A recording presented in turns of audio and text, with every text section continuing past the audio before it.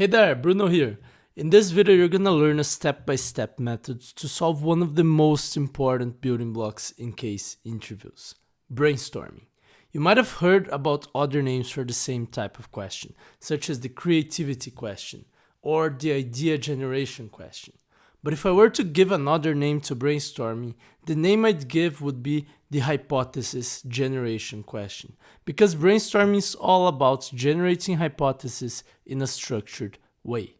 Besides being useful for generating ideas and hypotheses, brainstorming is also the first structuring building block that you're gonna learn. So if learning to structure cases well is one of your main goals, you can't skip this module. So let me start with a bold message. It's impossible to get an offer from a top consulting firm without knowing how to brainstorm well. And from what I've seen over the years, the vast majority of candidates who don't get an offer because they can't structure well enough suffer the most in the brainstorming questions, because there are no frameworks in case interview books for brainstorming questions. Anyway, let me show you what is a brainstorming question, how it looks like, before I show you how to solve those in a way that makes your interviewer delighted.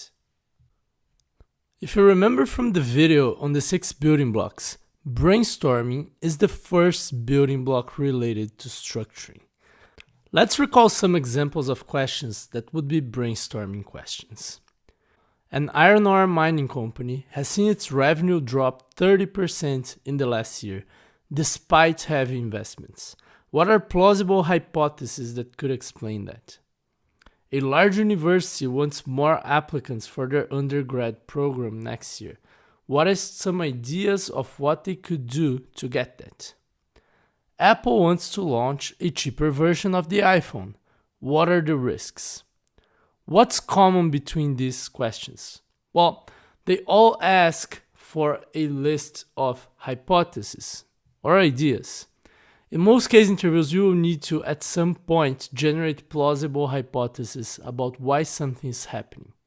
Or the interviewer might ask you to generate ideas on how to fix a problem or improve a company, such as in the example of the university trying to get more applicants next year. Or maybe he wants a list of the risks. It doesn't matter. In fact, a list of ideas, a list of risks, they're all lists of hypotheses. A list of ideas is just a list of hypotheses of solutions to the problem. A list of risks is just a list of hypothetical situations that could be harmful. So all of these questions fall under what we call brainstorming. You use the technique we'll teach in this video whenever you need to generate a list. Of course, a simple list is not what the consulting firms are looking for. Otherwise, I wouldn't need to make a video about it, right? What you need is a structured, prioritized list of good ideas or hypotheses. Let me explain why. As a consultant, generating ideas or hypotheses is not enough. You will need to test them. By having them in a structured format, you're often able to test them as bundles of ideas instead of individual ideas. And by having them prioritized, you can start testing the one that makes more sense first, and perhaps save some time and be more efficient in your work, instead of randomly testing them in a random order. But most people don't do that. Too many candidates, when faced with a brainstorming question, will generate a random list without structure or priority and fail their interviews, receiving the feedback that they weren't structured enough. Here's what they will do. Suppose they get the iron ore mining question. An iron ore mining company has seen its revenue drop 30% in the last year despite heavy investments. What are plausible hypotheses that could explain that? A normal candidate who does not brainstorm well would answer it saying something like this. Well, it could be that demand has dropped, maybe there's a recession going on, or they used to sell to steel mills and steel mills aren't buying much because they've accumulated inventory. Or maybe their sales force is not doing a good job. I don't know, maybe prices have dropped. See the problem? It's not on the ideas. The ideas are fine. The problem is the lack of structure and logic. Maybe one of these ideas is actually what's going on. They're actually good ideas, but maybe these ideas do not contain the real answer, or they don't contain the hypothesis that would actually be confirmed. And who's gonna bear the risk of having the project be late, or even worse, never getting to the root cause of the problem? Certainly not a McKinsey partner. Which means that if you ever answer a brainstorming question like this, you will probably not get the offer. Here's what a great candidate would say instead. Well, if revenue has dropped, it's either due to a drop in volume of iron ore sold or the average price. If it was a lack of volume, I see three main reasons. We're not producing enough, the market is buying less, so the demand is down, or the market has decided to buy more from our competitors and less from us. If the problem was price, I can see three main reasons as well. Maybe the average market price is down, or the mix that we sell has shifted from high value products to low value products, or we're not getting market price in our products because of something that has happened to our product. Now, because this market is cyclical, I'd imagine that a revenue drop of this magnitude in this short amount of time was caused by both a decrease in market volumes and market prices due to an economic recession. Do we have data that confirms this, or any of the other hypotheses that I came up with, or should I think about more specific hypotheses within each bucket? Now, if I'm a partner in a top consulting firm and I'm interviewing someone and they give me an answer like this, I'll probably start a slow clap, get up, give him a hug. Just kidding. But can you see the difference of this answer compared to the other one? There's not even that many ideas here, but I know that this guy would find the right reason in a real project, and I know that he could come up with ideas within each bucket when prompted to do so. And if I have any doubts, I can just ask them, well, what are your ideas regarding why the market share would be down, or something like that. Brainstorming questions are extremely common. I would say that most cases have between 2 and 4 brainstorming questions per case.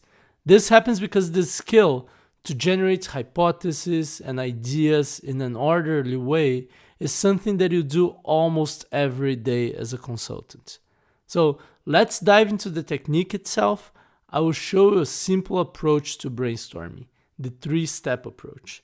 If you learn this well and practice until you internalize, until you learn to generate hypotheses in a structured, prioritized way every time, you'll be vastly better than all the other candidates who are just creating random lists of unconnected hypotheses to their interviewers. Now, before I tell you what the 3 steps to brainstorming are, I have a question for you. What is our goal when brainstorming ideas or hypotheses? Well, it is to generate a structured, prioritized list of good ideas and hypotheses, right?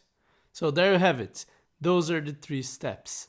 First, define and structure the question. Second, prioritize the drivers. And third, generate hypotheses, or if it's a brainstorming of ideas, generate ideas. And to explain each step well, I'm going to use a case as an example. Here's the case question. MAD, a local martial arts dojo, has recently seen its revenues decline sharply. What could have happened? This is a classical brainstorming question that could be in the middle of a case, but most likely would be in the beginning of the case. Note that this is not a revenue decline case yet, in the sense that you have to fix the revenue decline. So you have some cases where the revenue has declined and the interviewer asks you to fix it. This is not the case.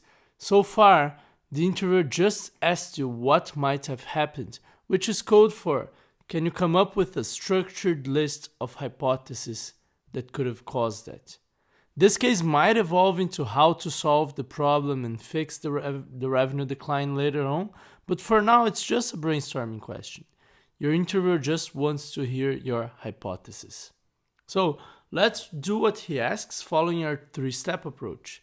we'll start with defining and structuring the problem. This is when we show the interviewer that we're structured thinkers. Okay? So there are 3 principles to follow here. Principle number 1 is to define the problem specifically. Principle number 2 is to structure the problem with messy issue trees. And principle number 3 is to make your structure problem specific. So before we even create our structure, we need to define the problem. It's impossible to structure the problem well before we know what the problem really is. In this case, it's pretty clear. We need to figure out what has caused a decrease in revenues. What makes this case so clear is that we have a metric to work with, revenues. Whenever you can, try to reduce the problem to a metric. So just to give you an example, if your interviewer was asking you to give them ideas on how to make a product better, better isn't very helpful. Can you make this a metric? Maybe it's a B2B industrial product, and a better product is the one that saves the client more time and money. Maybe it's a smartphone, and the better product is one that serves more functions well. I don't know if that is a good definition of what makes a smartphone better, but I mean, a smartphone that has a good camera is better than one that doesn't. Maybe your product is a social media app, and the better product is the one that people use for more time during their day. So oftentimes you won't be able to reduce the problem to a metric, and that's okay. Not everything that counts can be counted, but if it can, you'll be much better off by making your problem a metric. In case you can't, try to make it more specific anyway, using words. So what does better mean? Is it harder, faster, stronger, more user-friendly? I don't know, but try to make the words very specific when you can't use a metric. Anyway, in this case we're lucky because we have a very well-defined metric, revenues, but we can get even more specific. We can ask how much has revenue dropped and over how much time. We can also clarify what are the revenue streams of this dojo. I'd ask something like, I imagine a martial arts business makes money from monthly subscriptions to the classes and by selling gear. Am I right, or are there other revenue streams? Let's say that the interviewer tells us that yes, that's how they make money, and that revenues have dropped by 30% in the past 6 months. Now, you might be asking yourself, hey Bruno, am I not wasting time doing all these definition things? Heck no. Defining well takes less than a minute and is in itself an important skill that your interviewer will be evaluating. That's how you make projects work in consulting, by defining them really well. It also prevents errors when the problem is less obvious, so it prevents you from going down a 30-minute interview solving the wrong problem, and it will also help us a lot in the prioritization step, as you're gonna see. Anyway, now that we know the problem specifically, we need to structure the problem.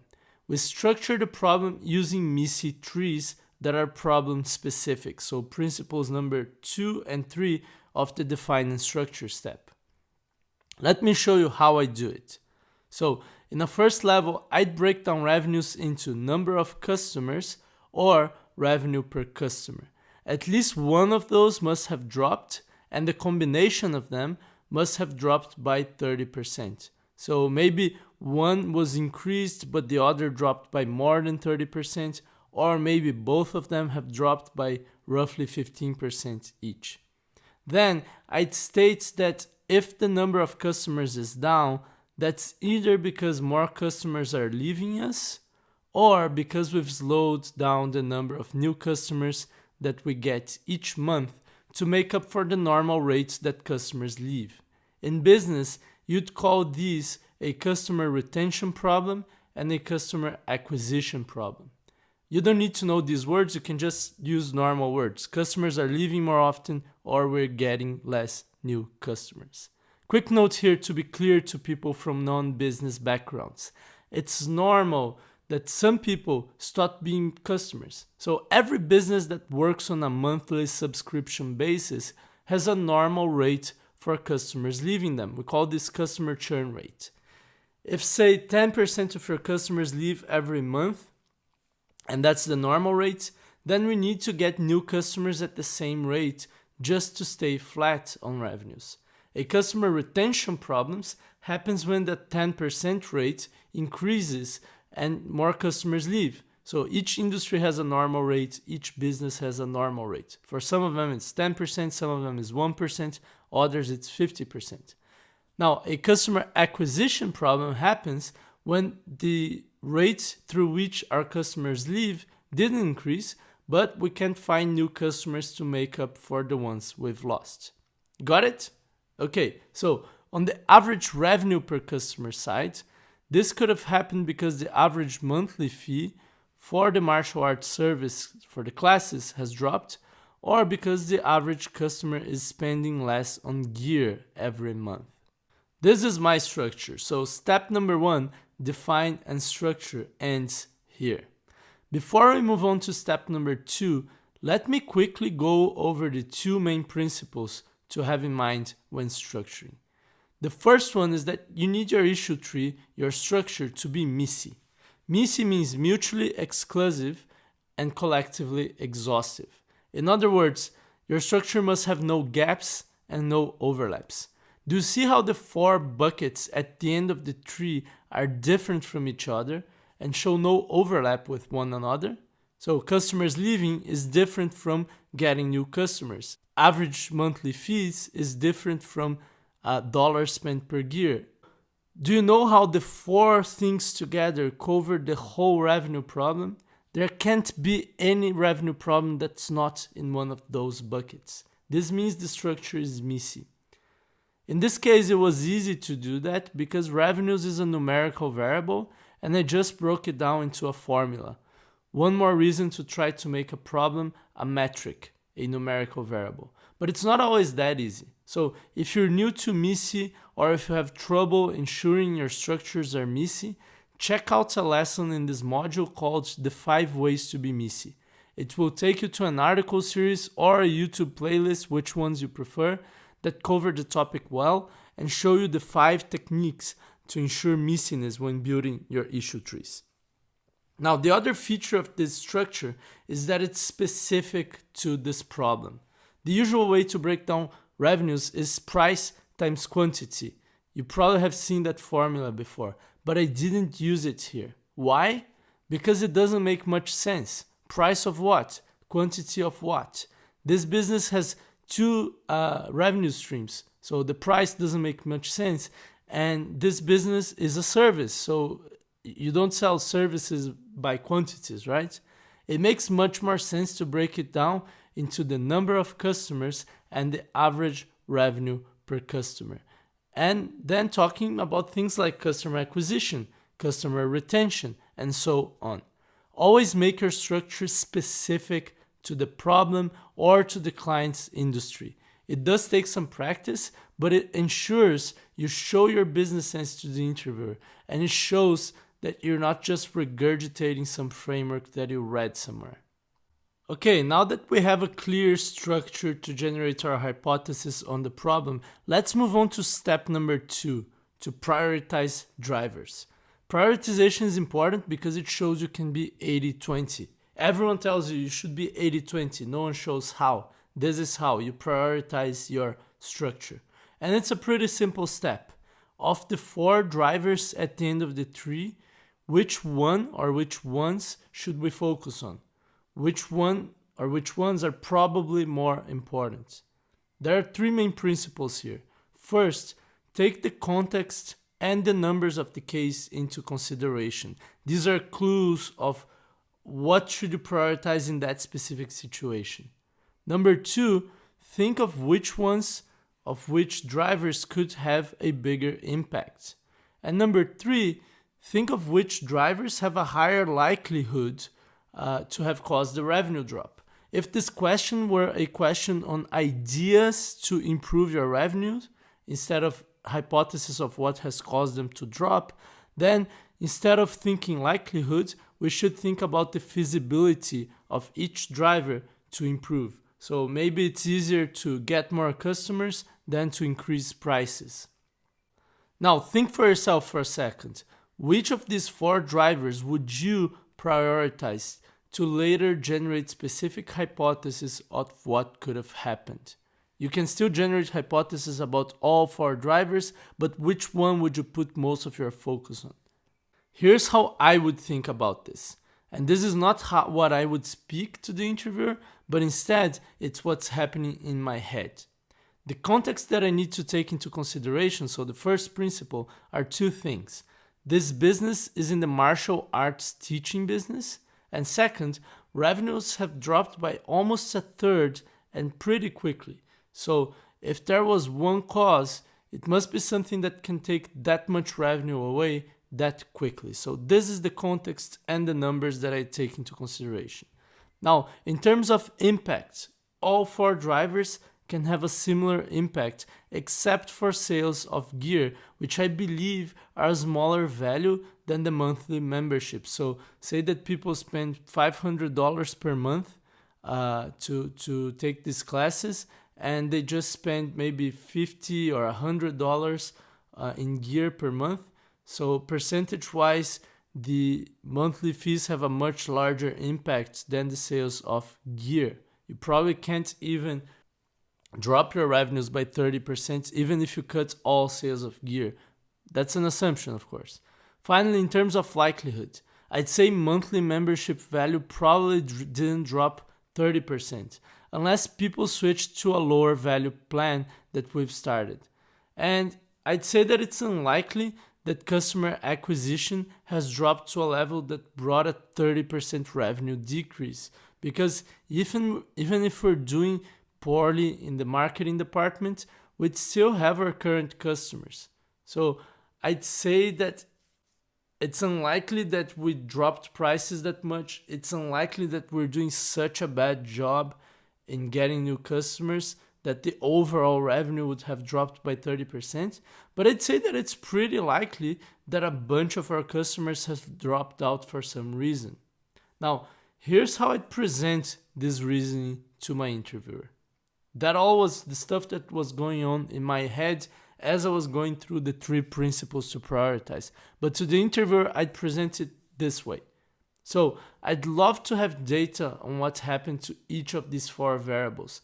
But if we have no data, my hypothesis is that the one that's most likely to have caused the revenue drop is that our customers started to drop out more often.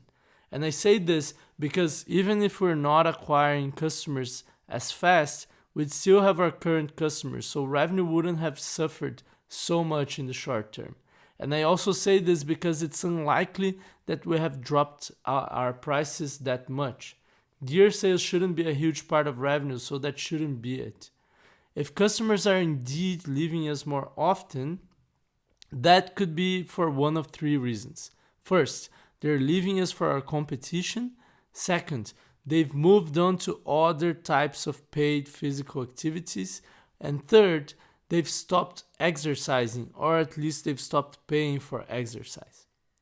Now, that's how I'd present it to the interviewer. And let me be honest with you, prioritization is by far the trickiest step. I've seen a ton of people communicate this step poorly and suffer the consequences. So if you're not that good at communication, you can skip this step altogether if you want and go straight from the structure to the ideas. So you can just do steps 1 and 3.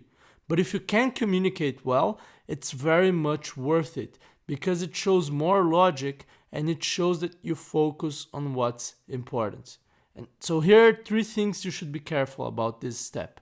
First, make sure you ask for data before you prioritize.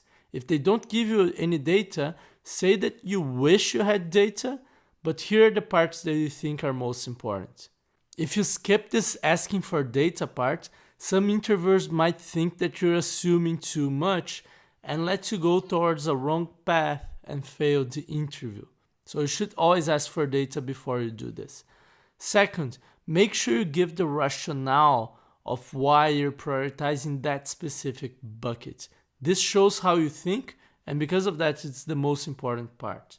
And third, never imply that the other buckets, the other drivers can't be the cause. On the contrary, show that you're aware that the cause may indeed be in the other buckets, but you wouldn't investigate this one first.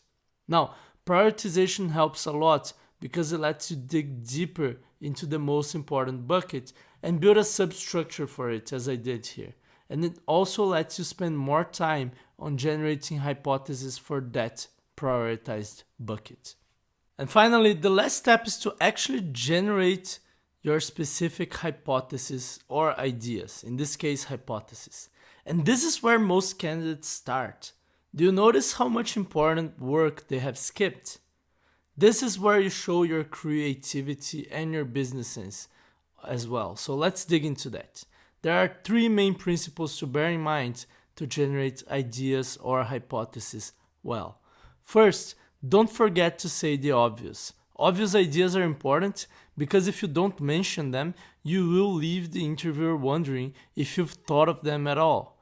This is even more important when the question is about plausible hypotheses, such as the question example we're doing here. And the reason is because obvious things are often the truth. Keep in mind that most questions clients have to consultants have obvious answers and mundane solutions, just like most cases that medical doctors have to deal with are not outlandish. Second, think outside the box. If you just say the obvious things, you won't show your creativity, which is something that they're looking for as well. Hey Bruno, what if I'm not creative? Well, read more and make more analogies.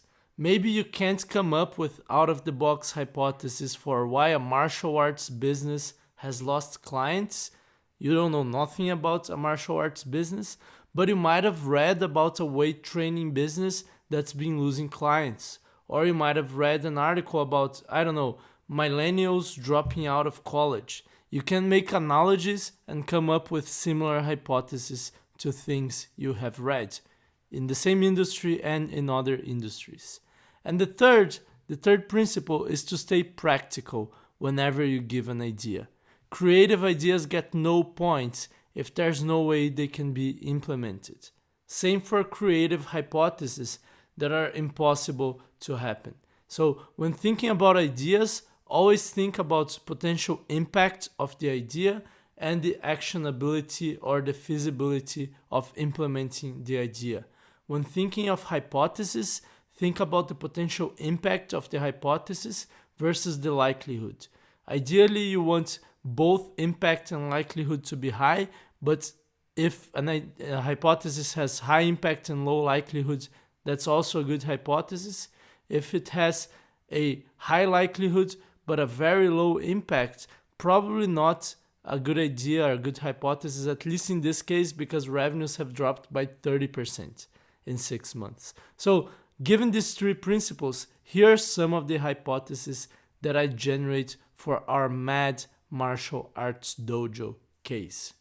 And just as a note here, to save some time, I'll just generate hypotheses for the priority bucket, customer retention problems. In a real case, I'd start with the priority bucket and I generate more hypotheses to the priority bucket, but it also generates a few hypotheses for each of the other buckets as well, just to show the interviewer that I can generate as many hypotheses as I need for any kind of topic.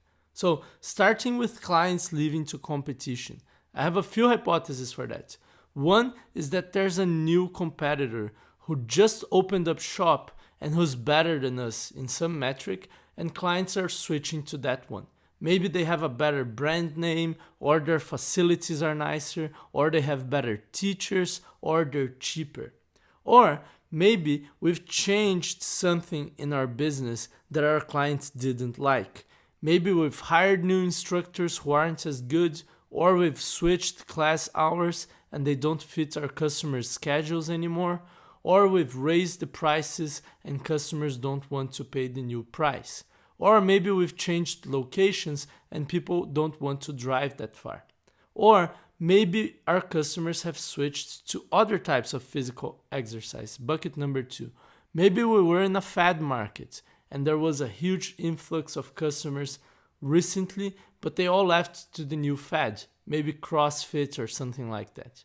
Or another hypothesis within switching to other physical exercise is that we had a lot of children among our customers, and then something happened that caused parents to feel unsafe with martial arts. Maybe a kid died somewhere while training and they're all reacting to the news. Finally, people could be stopping to pay for exercise. Maybe there's a huge economic crisis going on and the parents are just leaving their kids to exercise in school, or if our clients are adults, they're moving into cheaper or free alternatives such as running or weight training. So this is it. In a real case, what I do now is to move to the other buckets in order of priority and generate a few hypotheses for each one. Why we might be getting less new customers, and here the impact should be really high, or why we might have a drop in average monthly fees. One thing that I want you to notice, there's just 5 bullets in this screen, bullet points. But within each of them, I gave a bunch of specific hypotheses. If you missed that, go back a couple minutes in the video and watch it again. Now, let me debrief some of the principles in generating the hypothesis here. What's the obvious hypothesis for losing customers? Wait for it. We've raised prices, of course, and I've mentioned that under the more general idea of we've changed something in our business. I've mentioned prices there, but I've also mentioned other obvious changes such as schedules and teachers and locations.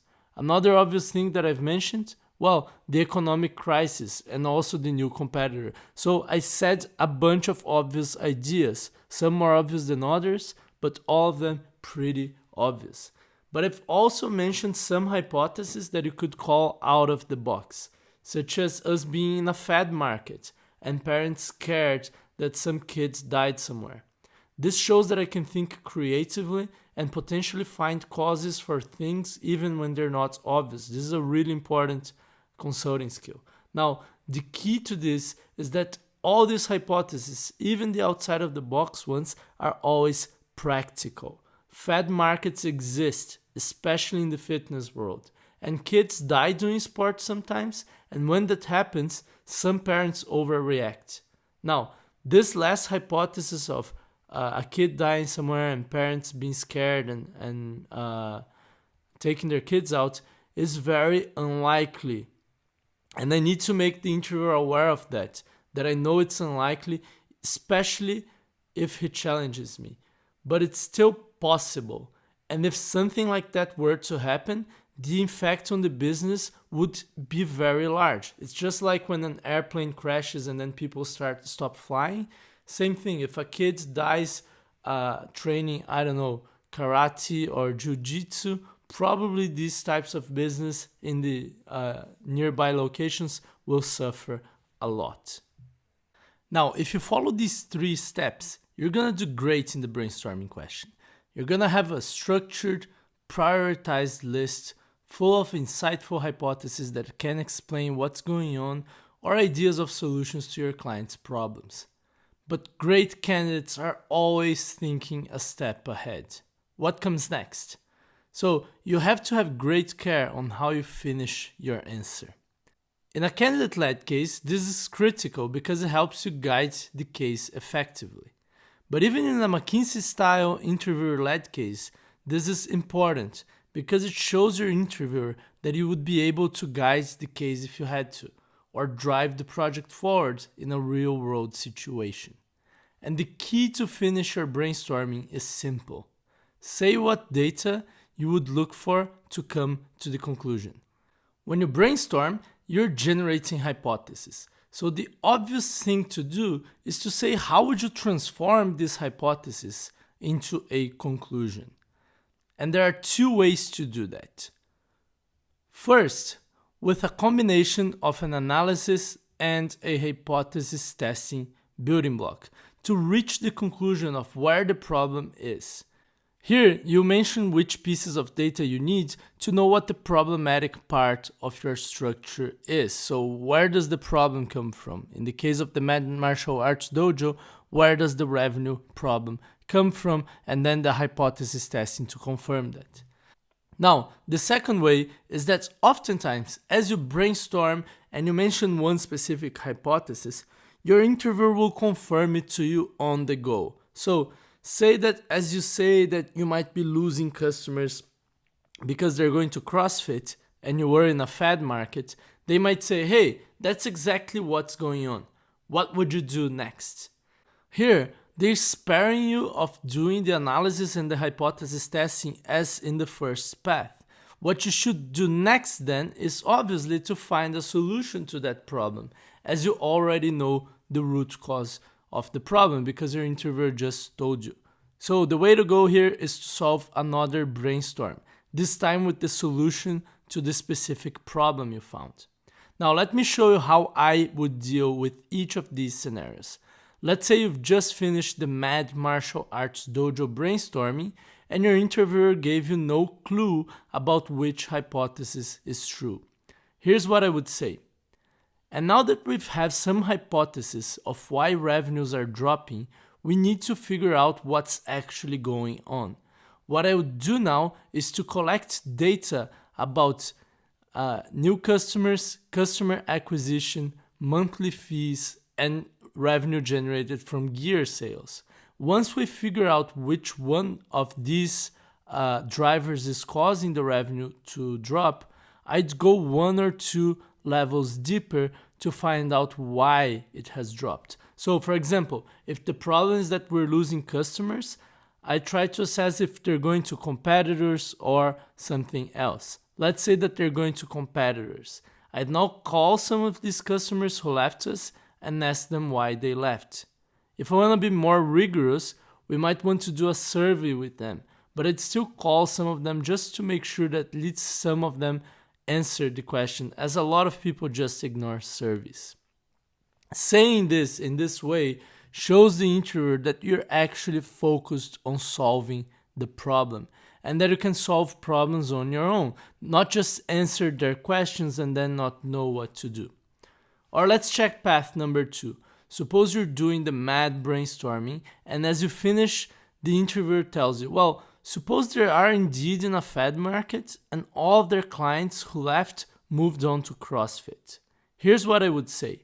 Well, if that's the case, we need to first understand if more people are going to leave to CrossFit, and we could do that by asking our current customers how happy they are with our martial arts services and if they're considering doing other physical activities.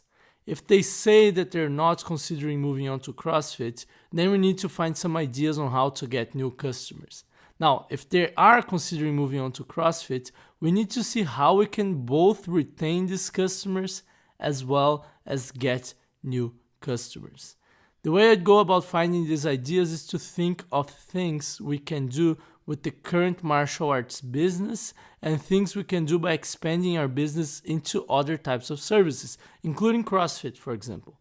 Within the current business, what we could do is, and then I'd go on into the brainstorming. So I just laid out a quick structure on how to get more customers and how to retain the current customers. Notice that I mentioned that path number 2 is to just brainstorm, but in practice, I actually first tested the hypothesis that clients will continue to leave us, and only then I actually brainstormed. So if you see the 2 bullet points here, the first one is to the hypothesis testing to define what the brainstorming is about. Is it about retaining customers? Is it about getting new customers, or both? Why did I do that? Well, because the brainstorming wasn't well defined yet.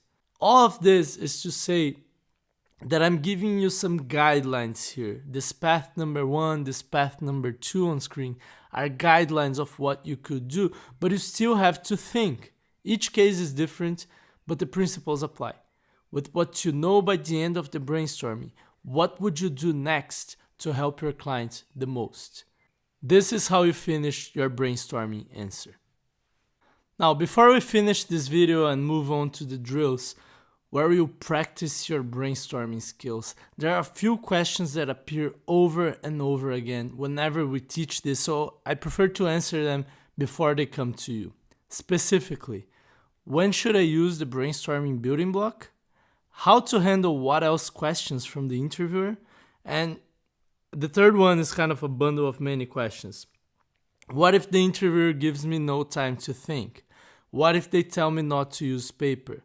What if they tell me not to worry about structuring and just say what's on my mind? Should I still be structured anyway?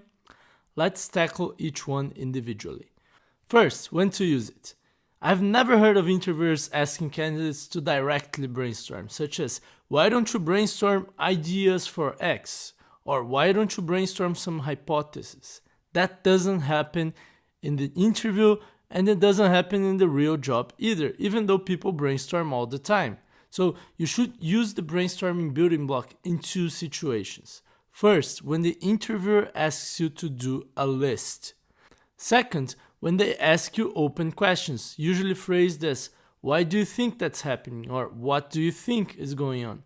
The first type of question, the list one, is quite obviously a brainstorming question. The interviewer is asking you to generate a list of ideas or hypotheses.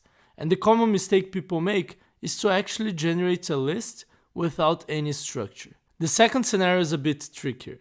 It is quite common during an interview for the candidate to ask a question to the interviewer, usually asking for data. For example, do we know why customers have left us? And have the interviewer send their own question back to them in a what do you think format, or why do you think they have left us? Now, what most people do in response to this type of answer that the interviewer sends their own question back to them is to say one potential cause that they believe in, or some people might list a couple of reasons, but that's not what you should do. You should not give your opinion on the topic or what you think is going on, because consultants shouldn't work with opinions. They should work with hypotheses and with data. So what the interviewer is expecting when they ask you what do you think is a brainstorming. You have no data, so you have no idea why this is happening, which means that you should generate a list of hypotheses, a structured, prioritized list of hypotheses.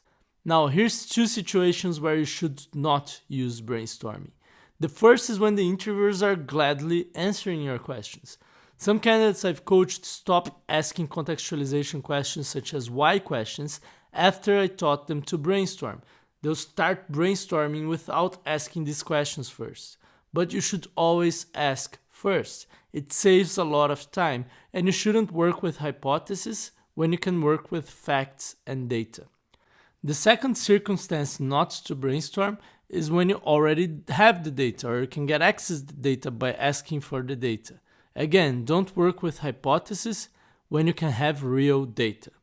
Now, on to the second question, how to deal with what else questions. For those of you who have never been in a real interview in a real consulting firm before, you might not be aware of this, but it's common for interviewers to press you for volume of ideas. They'll ask you a brainstorming question such as the Mad Dojo one, and once you finish brainstorming, they'll ask you, well, what other hypotheses do you have to explain why your customers might believe in you?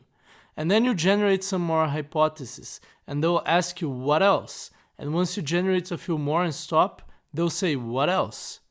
Be prepared for these what else questions. A lot of interviewers will press you to have more and more ideas or hypotheses by asking this simple question several times. If you sense your interviewer is shooting for volume, give them a lot of ideas. They just want to test where your creative limit is. And you need to practice for this. When practicing for breadth of ideas, try to get 30 ideas for any brainstorming question. This will almost surely happen in your interviews, so you better be prepared for it. Finally, question number 3. These are the scenarios that can happen in your interviews and that leave the brainstorming question way more challenging.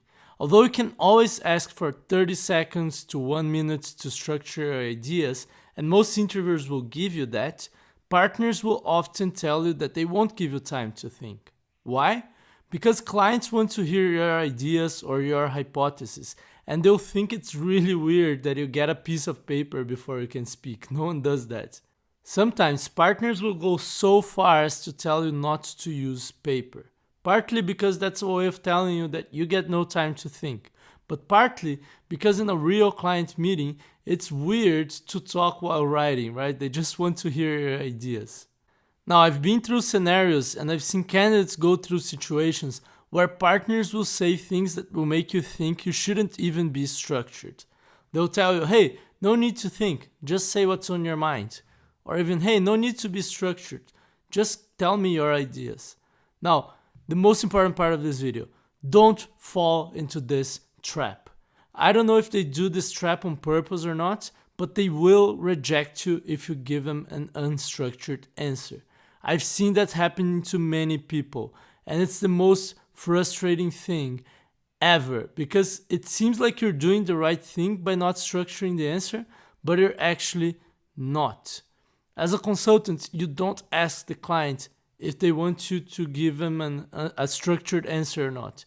And if the client tells you, hey, just give me some ideas, your job is to give them a structured list of ideas, not random ones. So, 2 guidelines regarding these situations. Always have a structured. That's number 1. Even if you're just speaking, speak with structure. Even if you have no paper, speak with structure by not using paper. Now, the second guideline is, as you get better at brainstorming and you can easily brainstorm issues with time to think and with a structure on paper, start practicing how to create structures on the fly and speak in a super structured way so that the interviewer can see your structure, they can see your issue tree, even if you don't use paper. This is an advanced skill and it's only worth developing it after you can do it with time to think and with paper. But it's well worth it, especially before final rounds. And one quick tip here, the best way to learn how to do this is to, whenever you need to give ideas or generate hypotheses in real life or at school or at work, you speak with structure and with prioritization. All right? So this is how you brainstorm. This is the 3-step approach to brainstorm.